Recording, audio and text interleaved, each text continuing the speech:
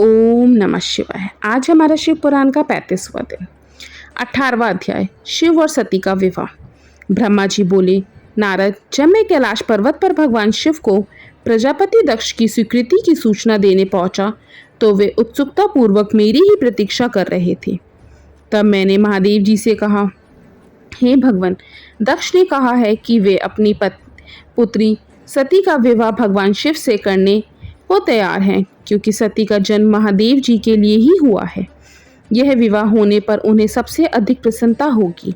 उनकी पुत्री सती ने महादेव जी को पति रूप में प्राप्त करने हेतु ही उनकी घोर तपस्या की है। उन्हें इस बात की भी खुशी है कि मैं स्वयं आपकी आज्ञा से उनकी पुत्री के लिए आपका अर्थात भगवान शिव का विवाह प्रस्ताव लेकर वहां गया। उन्होंने कहा, हे पितामह, उनसे कहिए कि वे शुभ लग्न और मुहूर्त में अपनी बारात लेकर स्वयं आए। मैं अपनी पुत्री का कन्यादान सहर्ष महादेव जी को कर दूंगा। हे भगवान, दक्ष ने मुझसे यह बात कही है, इसलिए आप शुभ मुहूर्त देखकर शीघ्र ही उनके घर चलें और देवी सती का वरण करें। हे नारद, मेरे ऐसे वचन सुनकर शिवजी ने कहा, हे संसार की सृष्टि करने वाले ब्रह्मा जी, मैं तुम्हारे और नारद जी के साथ ही प्रजापति दक्ष के घर चलूंगा। इसलिए ब्रह्मा जी, आप नारद और अपने मानस पुत्रों का स्मरण कर उन्हें यहाँ बुलाएं। साथ ही मेरे पार्षद भी दक्ष के घर चलेंगे। नारद, तब भगवान शिव की आज्ञा पाकर मैंने तुम्हारा और अपने अन्य मानस पुत्रों का स्मरण किया। उन तक मेरा संदेश पहुंचते ही वे तुरंत कैलाश पर्वत पर उपस्थित हो गए। उन्होंने हर्षित मन से महादेव जी को और मुझे प्रणाम किया। तत्पश्चात शिवजी ने भगवान श्री हरि विष्णु का स्मरण किया।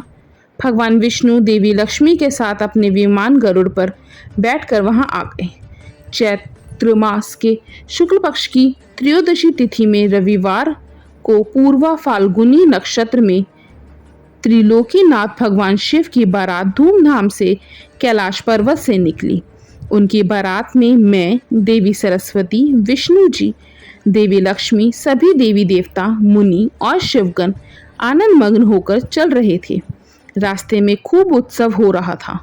भगवान शिव की इच्छा से बैल, बाघ, सांप, जटा और चंद्रकला उनके आभूषण बन गए। भगवान स्वयं नंदी पर सवार होकर प्रजापति दक्ष के घर पहुंचे। द्वार पर भगवान शिव की बारात देखकर सभी हर्ष से फूले नहीं समा रहे थे। प्रजापति दक्ष ने विधि पूर्वक भगवान शिव की पूजा अर्चना की। उन्होंने सभी देवताओं का खूब आदर सत्कार किया तथा उन्हें घर के अंदर ले गए। दक्ष ने भगवान शिव को उत्तम आसन पर बिठाया और हम सभी देवी देवताओं और ऋषि मुनियों को भी यथा योग्य स्थान दिया। सभी का भक्ति पूर्वक पूजन किया। तत्पश्चात दक्ष ने मुझसे प्रार्थना की कि मैं ही वैवाहिक कार्य को संपन्न कराऊं। मैंने दक्ष की प्रार्थना को स्वीकार किया और वैवाहिक कार्य कराने लगा। शुभ लग्न और शुभ मुहूर्त देखकर प्रजापति दक्ष ने अपनी पुत्री सती का हाथ भगवान शिव के हाथों में सौंप दिया और विधि विधान से पानी ग्रहण संस्कार संपन्न कराया। उस समय वहां बहुत बड़ा उत्सव हुआ और नाच गाना भी हुआ। सभी आनंद मग्न थे। हम सभी देवी देवताओं ने भगवान शिव और देवी सती की बहुत स्तुति की और उन्हें भक्ति पूर्वक प्रणाम किया। भगवान शिव और सती का विवाह हो जाने पर उनके माता पिता बहुत प्रसन्न हुए और महादेव जी को अपनी कन्या का दान कर प्रजापति दक्ष कृतार्थ हो गए।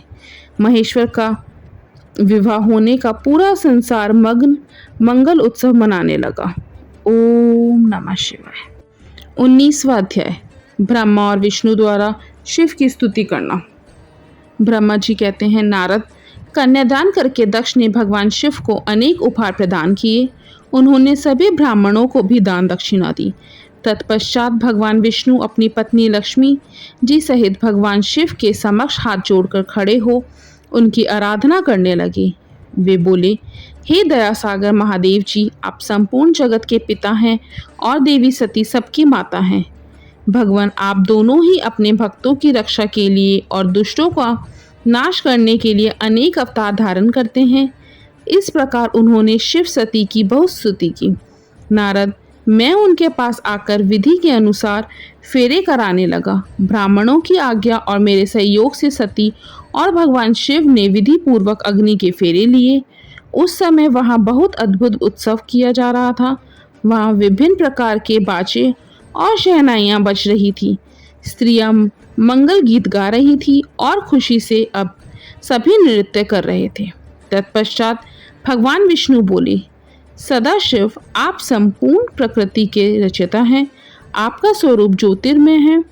ब्रह्मा जी, मैं और रुद्रदेव आपके ही रूप हैं। हम सभी सृष्टि की रचना, पालन और संहार करते हैं। हे प्रभु, हम सब आपका ही अंश हैं। प्रभु, आप आकाश के समान सर्वव्यापी और ज्योतिर्मय हैं। इस प्रकार हाथ, कान, नाक, मुंह, सिर आदि शरीर के विभिन्न रूप हैं। उसी प्रकार हम सब भी आपके शरीर के ही अंग हैं। आप निर्गुण, निराकार हैं। समस्त दिशाएं आपकी मंगल कथा कहती हैं। सभी देवी देवता और ऋषि मुनि आपके ही चरणों की वंदना करते हैं। आपकी महिमा का वर्णन करने में मैं असमर्थ हूँ।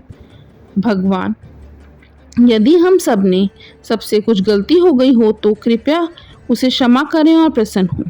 ब्रह्मा जी बोले, इस प्रकार श्री हरि ने भगवान शिव की बहुत स्तुति की। उनकी स्तुति सुनकर भगवान शिव बहुत प्रसन्न हुए।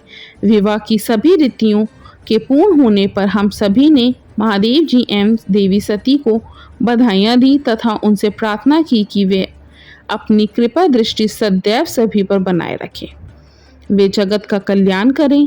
तत्पश्चात भगवान शिव ने मुझसे कहा, हे ब्राह्मण, आपने मेरा वैवाहिक कार्य संपन्न कराया है, अतः आप ही मेरे आचार्य हैं। आचार्य को कार्य सिद्धि के लिए दक्षिणा अवश्य ही दी जाती है। इसलिए आप मुझे बताइए कि मैं दक्षिणा में आपको क्या दूं? महाभाग, आप जो भी मांगेंगे मैं उसे अवश्य ही दूंगा। मुने, भगवान शिव के इस प्रकार के वचन सुनकर मैं हाथ जोड़कर उनके सामने खड़ा हो गया। मैंने उन्हें प्रणाम करके कहा, हे देवेश, यदि आप मुझे अपना आचार्य मानकर कुछ वर देना चाहते हैं तो मैं आपसे यह वर मांगता हूँ कि आप सदा इसी रूप में इसी वेदी पर विराजमान रहकर अपने भक्तों को दर्शन दें।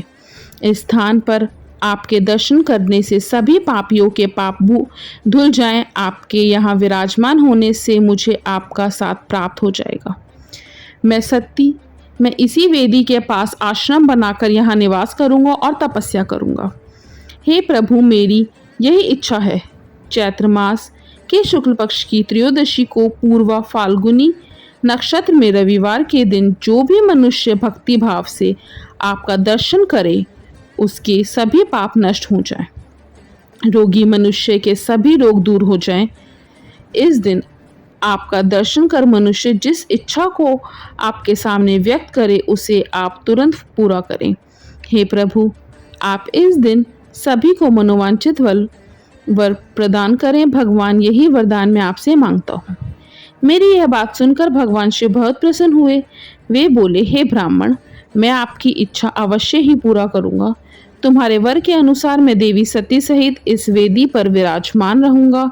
यह कहकर भगवान शिव देवी सती के साथ मूर्ति रूप में प्रकट होकर वेदी के मध्य भाग में विराजमान हो गए। इस प्रकार मेरी इच्छा को पूरा कर जगत के हित के लिए प्रभु शिव वेदी पर अंश रूप में विराजमान हुए। ओम नमः शिवाय।